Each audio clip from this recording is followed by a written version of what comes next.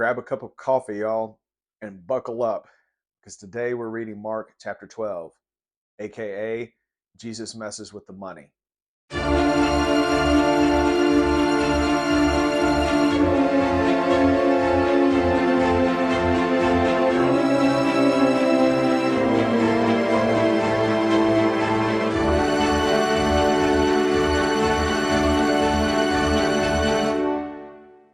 So yesterday in chapter 11, we read the story of Jesus turning over the money changers stations in the temple. And then there's more confrontations with the temple leadership, the Pharisees, the scribes, the Sadducees, all the different factions. And then in the beginning of chapter 12, we get this parable. So we're in a parallel here with chapter 4, where Jesus had confrontations with the religious leadership and therefore began to teach in parables. So remember, we're in the second part of Mark. There's a similar structure to the first part. This is the parallel here. And so he says this parable, which is overtly allegorical, meaning, and it reduces the temple leadership to being tenant farmers.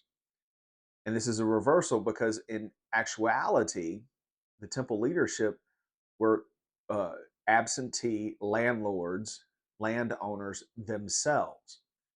So Jesus is flipping that, and it's insulting. It's insulting to the economic status of these leaders. And that's what we're increasingly getting. This tension that has been building since chapter 1 of Mark's gospel is coming to a fever pitch.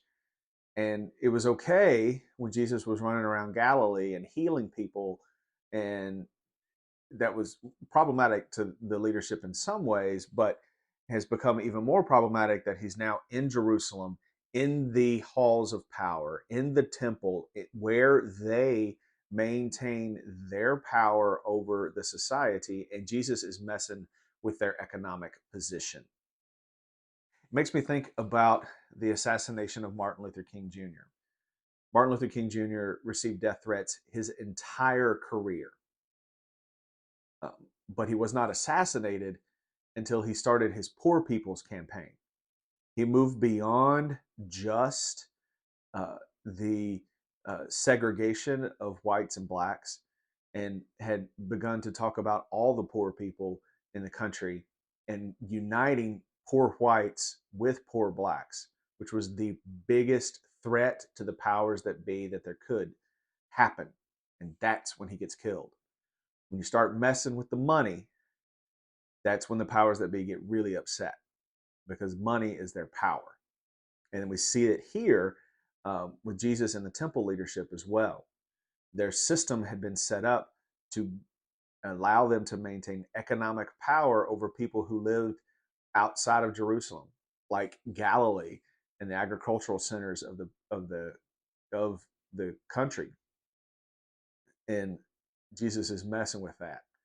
And so we're going to see in the chapters moving ahead the plot to kill Jesus come to fruition. So keep looking for these markers of tension. Keep looking for the ways in which Jesus engages the powers. Keep reading. And remember, God loves you more than you can possibly imagine.